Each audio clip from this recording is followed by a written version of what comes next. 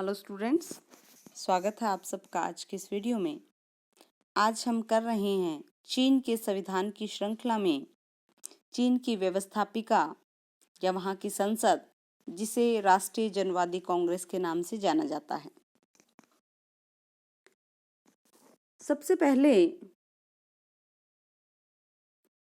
हम ये बात करते हैं कि जो चीन है वहाँ में शासन का संसदीय स्वरूप है और चीन की व्यवस्थापिका का नाम राष्ट्रीय जन कांग्रेस है। वहाँ के मंत्री परिषद को राज्य परिषद कहा जाता है और जो मंत्री परिषद है वो कांग्रेस के प्रति या संसद के प्रति उत्तरदायी है। संविधान का अनुच्छेद 57 ये कहता है कि जन कांग्रेस राज्य शक्ति का सर्वोच्च अंग है और संविधान में ये भी स्पष्ट कर दिया गया है कि जन कांग्रेस और उसकी स्थायी समिति राज्य की विधायी शक्ति का प्रयोग करने वाले निकाय हैं। स्थायी समिति वो समिति है जो जब राष्ट्रीय जन कांग्रेस का अधिवेशन न चल रहा हो तो वो कार्य करती है। स्थायी समिति उस वक्त कार्य करती रहती है और स्थायी समिति के सदस्यों का निर्वाचन जन कांग्रेस के द्वारा किया जाता है। इसकी संसद या राष्ट्रीय जन कांग्रेस के रचना और संगठन को देखते हैं। सबसे पहले एक सदनात्मक विधानमंडल है यहाँ, क्योंकि दो सदन नहीं है यहाँ। नए संविधान में भी, जो पुराने संविधान थे उनमें भी एक सदनीय विधानमंडल ही था और नए संविधान में भी इस व्यवस्था को बना करके ही रखा गया है। जो राष्ट्रीय जन कांग्रेस है उसमें कई क्षेत्रों के प्रतिनिधि शामिल होते हैं, जैसे प्रांतों के निर्वाचित प्रतिनिधि होते हैं, स्वशासित क्षेत्रों के प्रतिनिधि होते हैं, केंद्र के सीधे अधिकार में आने वाली नगर पालिकाओं के प्रतिनिधि होते हैं और जनवादी मुक्ति सेना के प्रतिनिधि होते हैं।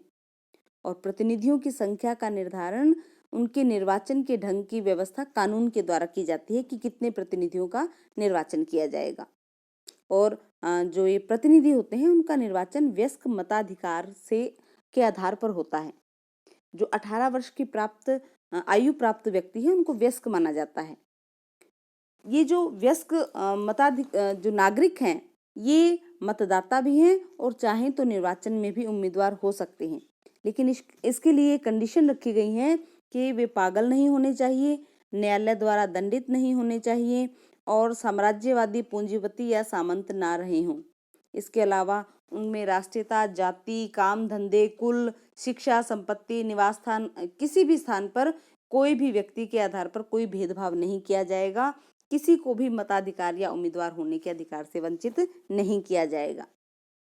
हम पहले ही बात कर चुके हैं कि सदस्यों की संख्या का निर्धारण कानून के आधार पर होता है।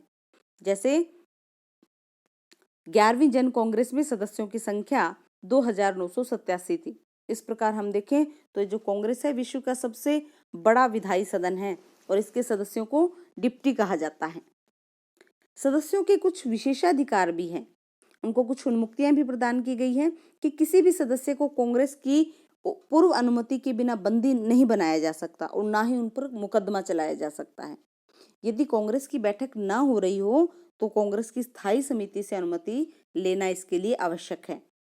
कार्यकाल और अधिवेशन की बात करें तो अनुच्छेद 60 कहता है कि राष्ट्रीय जन कांग्रेस का निर्वाचन 5 वर्ष के लिए होगा और इसके कार्यकाल समाप्ति से 2 महीने पहले ही स्थायी समिति को नई कांग्रेस के जो चुनाव हैं वो करवा लेने चाहिए।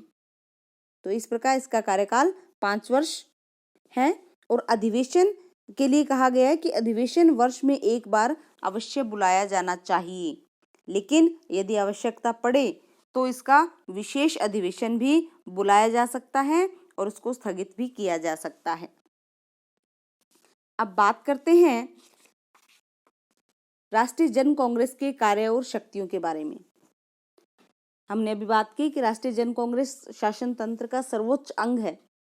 अन्य देशों में जैसे संसद कार्य करती है, विधायी कार्य करती है, कानूनी कार्य करती है, कानून बनाने का कार्य करती है, उसी भांति यहाँ की जो संसद है ये भी संवैधानिक शक्तियों एवं कार्यों का संपादन करती है।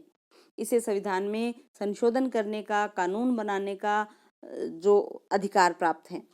जैसे देखें, सबसे पहले प्रेसिडियम का चुनाव ये करती है, क्योंकि अपने पहले अधिवेशन में जन कांग्रेस अपनी कार्यवाही के संचालन हेतु प्रेसिडियम का चुनाव करती है। ये संविधान का निर्माण करती है, मूलभूत कानून बनाती है, जैसे फौजदारी, दीवानी और राज्य के विविध अंगों से संबंधित कानूनों का निर्माण करने का काम करती है। इसके साथ ये भी देखती है कि संविधान का क्रियान्वयन सही प्रकार से हो रहा है या नहीं। संविधान में संशोधन करने का अधिकार भी इसी के पास है। इसके साथ ही जनवादी गणराज्य के राष्ट्रपति और उपराष्ट्रपति का निर्वाचन करना भी संसद के प्रमुख कार्यों में से एक है। राष्ट्रपति की सिफारिश पर जो राज्य परिषद से जो मंत्री परिषद है उसमें प्रधानमंत्री और उप प्रधानमंत्री के चयन का निर्धारण करना भी इसका ही कार्य है। इसके अलावा केंद्रीय सैनिक आयोग के अध्यक्ष का निर्वाचन करती है और उनके द्वारा मनोनीत सदस्यों का आयोग के लिए चयन करने का काम भी राष्ट्रीय जन कांग्रेस के द्वारा किया जाता है। राष्ट्रीय जन कांग्रेस सर्वोच्च जनवादी न्यायालय के सभापति का निर्वाचन करती है, जिसे द सुप्रीम पीपल्स कोर्ट के नाम से भी हम जानते हैं। इसके अलावा ये सर्वोच्च जनवादी प्रोक्यूरेटर के जो जनरल है उसका निर्वाचन भी करती है। इसके अलावा ये युद्ध और शांति के प्रश्नों का निर्धारण भी करती है, समुचित निर्णय लेती है। राज्य के बजट की जांच एवं स्वीकृति प्रदान करने का कार्य भी संसद के द्वारा किया जाता है। ये बजट के क्रियान्वयन से संबंधित जो प्रतिवेदन है उनकी जांच का काम भी करती है। आर्थिक और सामाजिक विकास के लिए योजनाओं की जांच करना और स्वीकृति प्रदान करना भी इसी का कार्य है।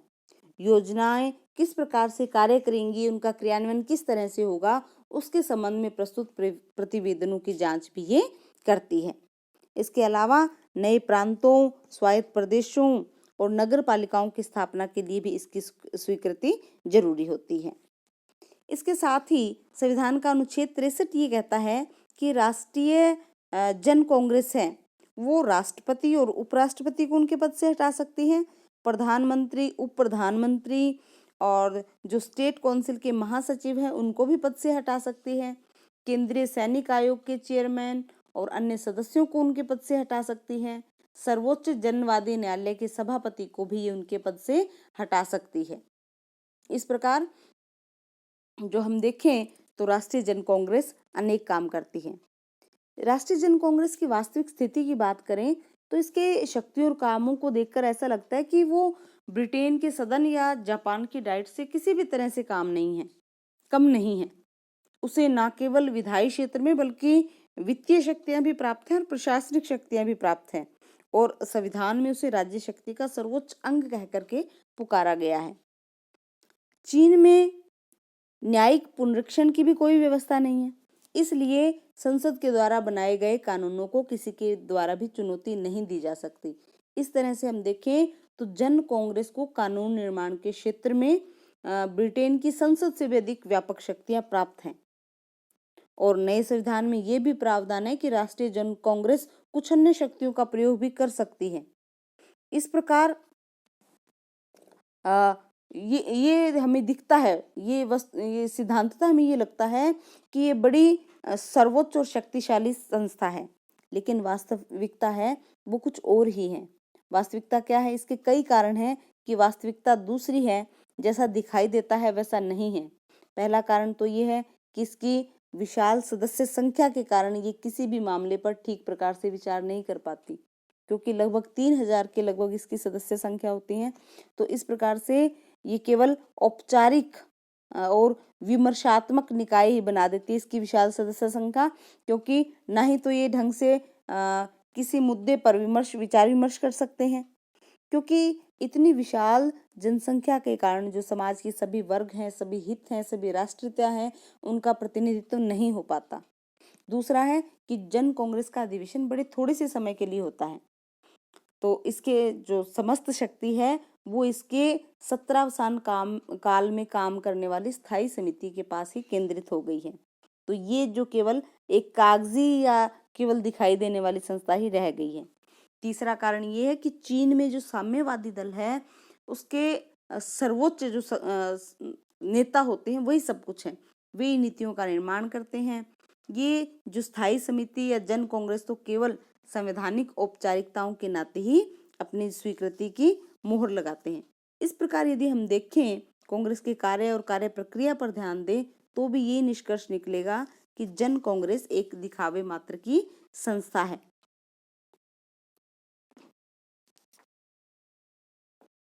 इस प्रकार चीन में हम देखें तो जन कांग्रेस केवल एक रबड़ की मुहर है। संविधान द्वारा वर्णित उसकी शक्तियां मात्र एक दिखावा है और ये एक प्रचारक संस्था के रूप में काम करती है।